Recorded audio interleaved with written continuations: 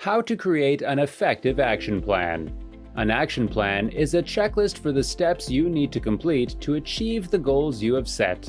In some cases, an action plan is a communication device that represents a simplified version of complex programs and projects. For example, a state can use an action plan to communicate plans to improve the state with recreational parks, living streets, improved railways, and more funding for schools. The concept of an action plan is to help with project management, but sometimes it is a way to help individuals prepare a strategy to achieve their personal goals. An action plan is not supposed to be a binding constitution for everyone. It is possible to change it to suit the circumstances of the time. However, a practical action plan has the heart of the project and helps everyone understand the goal. The famous saying that if you fail to plan, you plan to fail is not far from wrong. The importance of plans is to help you prepare for any problem that may arise and solve it.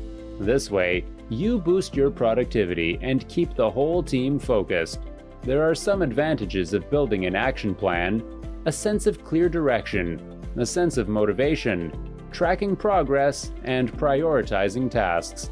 Creating an action plan is an easy task, but ensuring that your plans are well designed and will boost productivity are what one must observe. Here are 7 steps to follow for an effective action plan. Before we talk about that, make sure to hit the subscribe button and turn on notification so you will never miss any of our future videos. Now, let's get started. Number 1. Define your end goal. It is essential to work backwards on an action plan. It would be best if you started from where you want to end. The team should establish the goal of the project and the final outlook at the beginning. So, if it is a state that wants to eliminate single-use plastic, the usual consensus is that your action plan will start with the final result. This end goal might be a state that has eliminated all single-use plastic and has found an alternative and more sustainable ways to work around a plastic-less environment. The end goal here is an already institutionalized ban and a reinvented society that has solved its attachment to the single-use plastic situation. Whatever the end goal is, it must be well defined and in detail to cover all expected outcomes.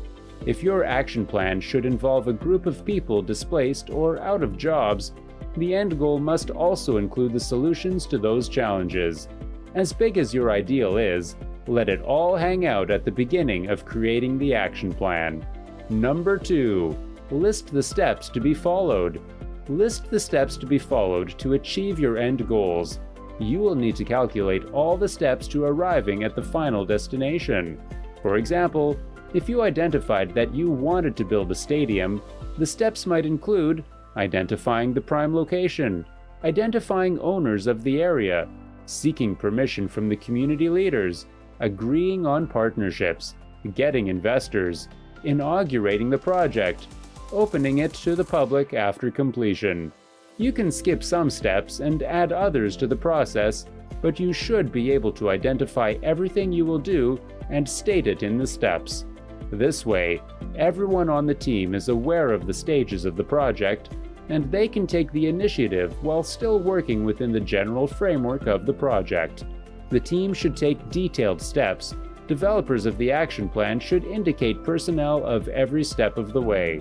In this way, you know that the effectiveness and management of the project are top-notch. Number 3. Prioritize tasks and add deadlines.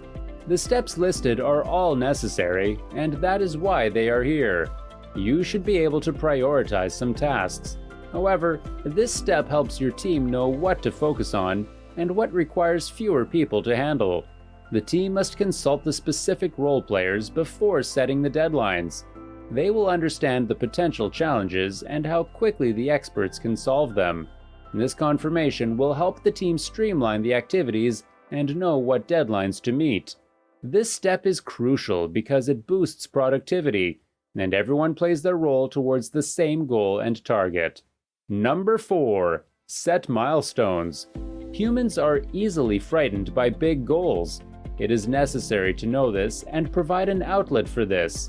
Think of it like when you go into the kitchen to do your dishes and you see them piled up in the sink and running over.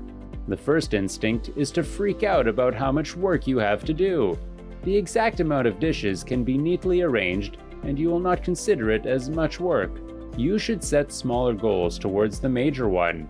The team should be celebrating after the completion of smaller tasks, which will push them to do more. Motivation comes from the activity, and so if I am progressing and receiving encouragement from my teammates, I am inspired to complete the next task. Number 5. Identify the resources needed. The team must identify the resources to complete the project. This action should happen before the start of the plan. The resources include personnel, permits, equipment, and materials. The unable resources must be included in the program and prioritized as things acquired as the project goes on. For example, if some personnel will join later and some material bought at certain stages of the project, they must all get included in the plan. Number 6. Visualize your action plan. Make the action plan in a way that is easy to understand. The choice of a plan being tables, graph, written, PowerPoint must get interpreted by everyone.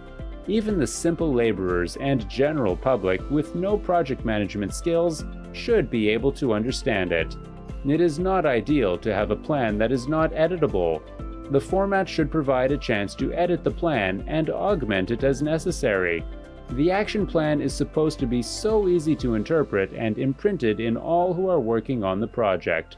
That way, the final result is in everyone's mind as they work towards it. Number 7. Monitor, evaluate, and update. Monitor your progress with the action plan. This process will ensure that everyone stays on the same page about the work. If you are monitoring the progress, then you will be able to evaluate performance.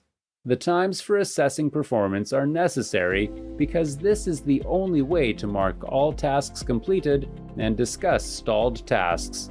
The ways to pick up speed on a particular step in the process and take suggestions from the team. The updates of an action plan are necessary. After monitoring and evaluation, you will have to update the action plan to meet current progress and position the project for future success. A practical action plan exists. The action plan that will boost morale and productivity has all the factors listed earlier. You must ensure that your action plan has to define the end goal, record the steps to follow, prioritize tasks, and add deadlines, set milestones, identify the resources needed, visualize the action plan, and then monitor, evaluate, and update.